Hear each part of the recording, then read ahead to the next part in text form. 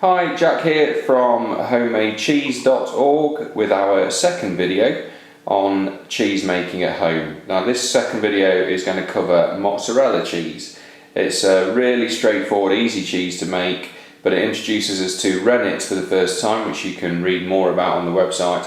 It also introduces us to citric acid. I've plumped for a kit this time just to show you how straightforward it can be. This particular mozzarella cheese kit is from a company called Hops & Honey. They're at hopsandhoney.co.uk. The only thing I've had to supply is the milk, and this is regular full fat milk and 8 pints of it in total. So first stage in making mozzarella, a little bit of preparation. I've got 2 glasses here, both with about 50 ml of non-chlorinated water. Now we've got that because the chlorine doesn't work too well with the citric acid or the rennet. To get non-chlorinated water, all I've done is simply filled the kettle with normal tap water, boiled it and let it cool down, and that's the water we're using here. And now what we need to do is dissolve both the rennet, so it's just 1/4 of a tablet going into there.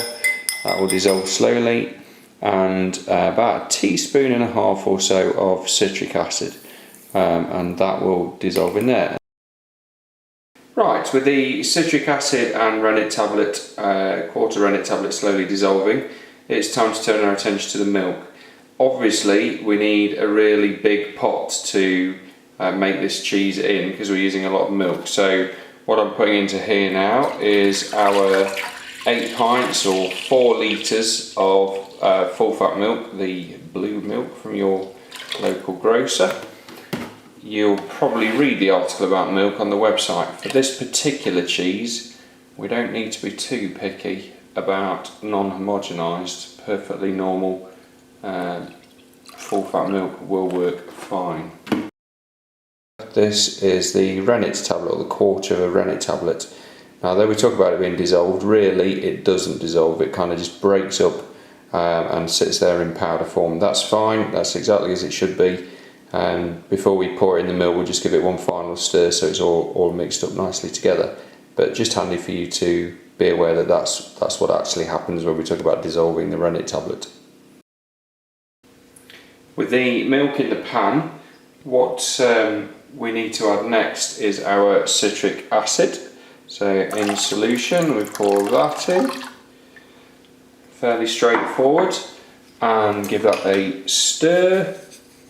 So it's nicely mixed in, and we can start applying heat. Now I'm going to apply a fairly gentle heat because I only need to get this milk up to 32 degrees C.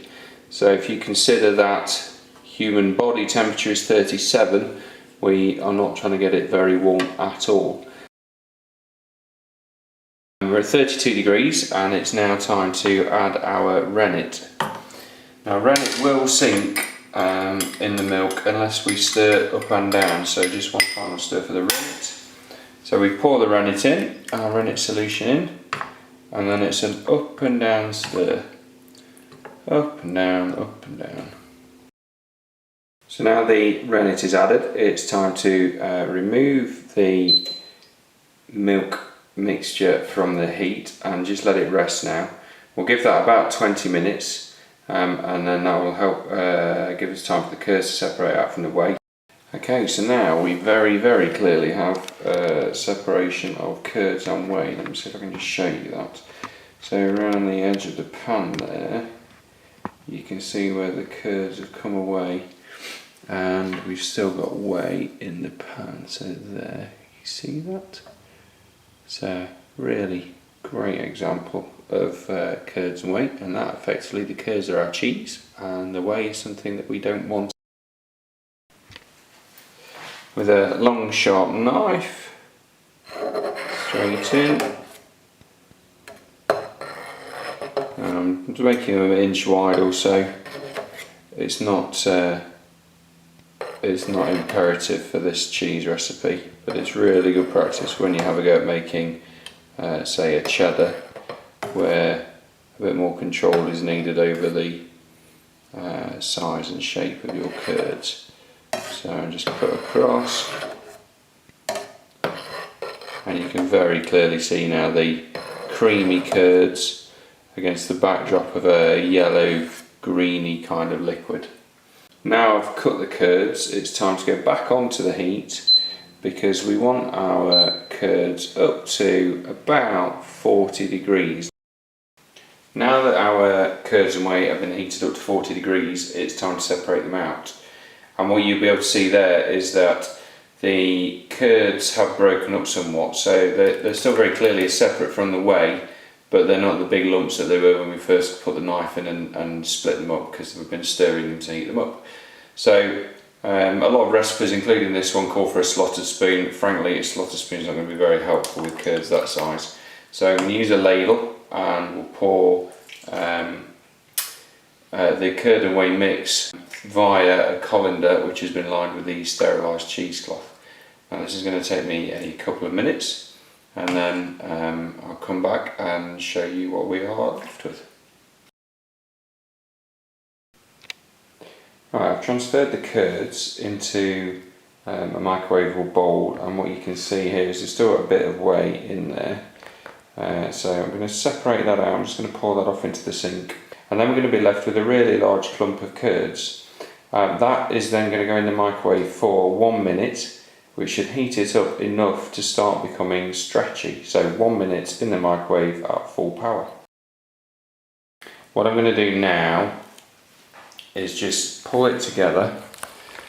You see, kind of knead it into one big mass, and in a second it's starting to get clumpy. If it won't stretch, it's because it's not hot enough. So I'm going to put it back in the microwave for half a minute, so just another 30 seconds in the microwave, just to make sure it's ready to roll. What I need to do at this stage is add our non-iodized salt.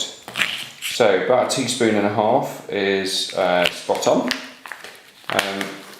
That will give us some really good flavour. Bump. Bump. And we'll knead that in,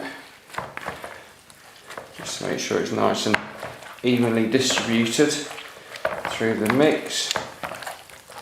And then we're going to have a good stretch of this curd.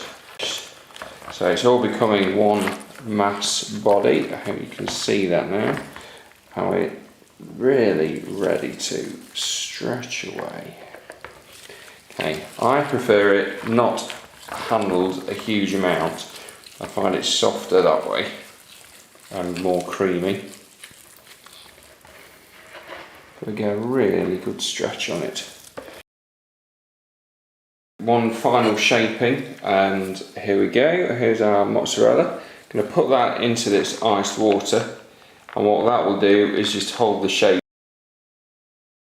So here we have the finished article. It's taken us 45 minutes or so to get from 4 litres of milk to about half a kilo of mozzarella cheese, and it's exactly as you'd expect it to be.